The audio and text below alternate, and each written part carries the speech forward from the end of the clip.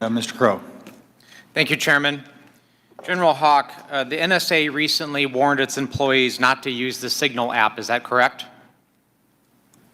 What we did, Congressman, is we put out cybersecurity advisories on a whole host of systems. On the Signal app that was included in that advisory, right? What we've done is we've put out an advisory on how to use the Signal app and other encrypted applications, because we do encourage our employees and their families to use encrypted. Because there's risk to that app.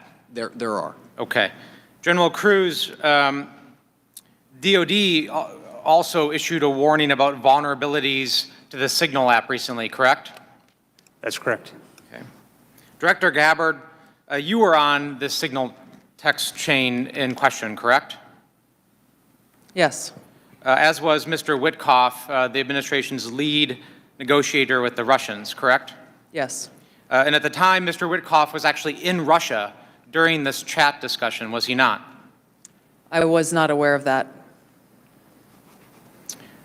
Was he on his personal phone at the time? I don't know. Well, it's my understanding that he was indeed in Russia.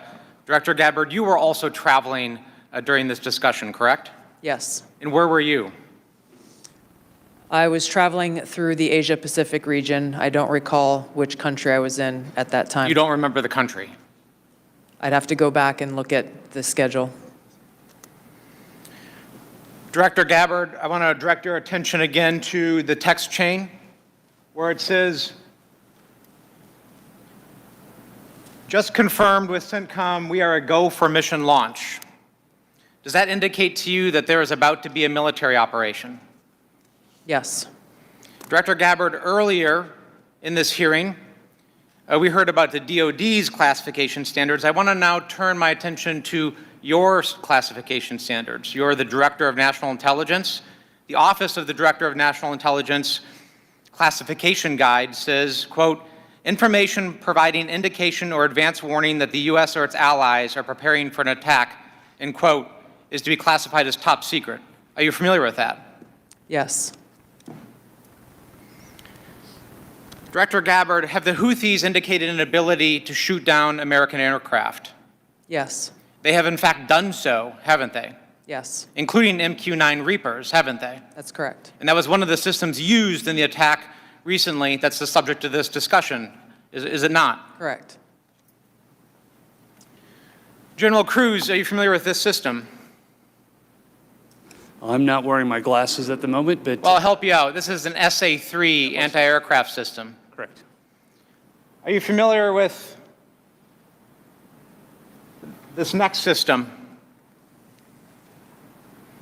I am. What is it?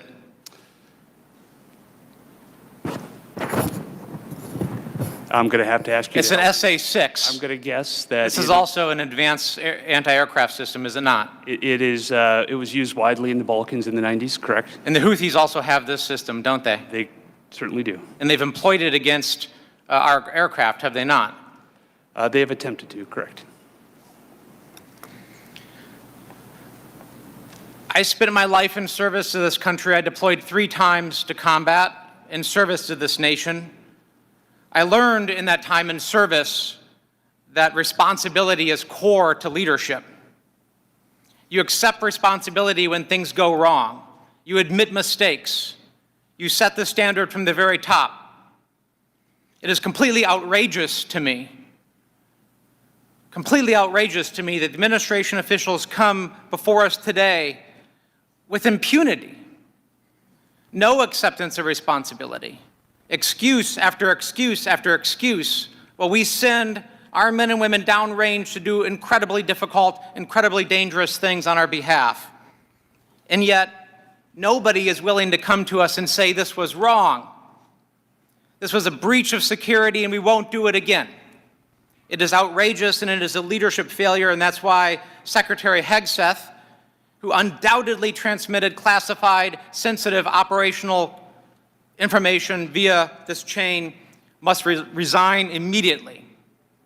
There can be no fixes, there can be no corrections until there is accountability, and I'm calling on the administration to move forward with accountability. I yield back.